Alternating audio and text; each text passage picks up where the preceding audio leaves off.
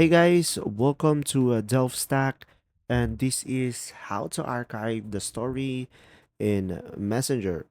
So, guys, first thing is you could just simply go ahead and open up the Facebook application into your device.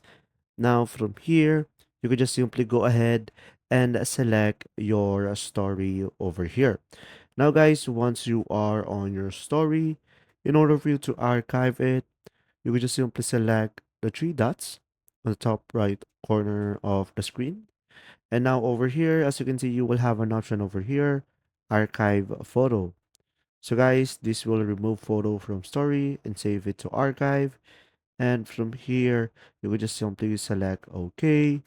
And after that, you should be able to archive the story and messenger. And you could just simply select go to archive, and from here, you should be able to see all of your story archive that you did. And you should be able to see the dates as well over here. And there you go. If you found this video helpful, please like and subscribe.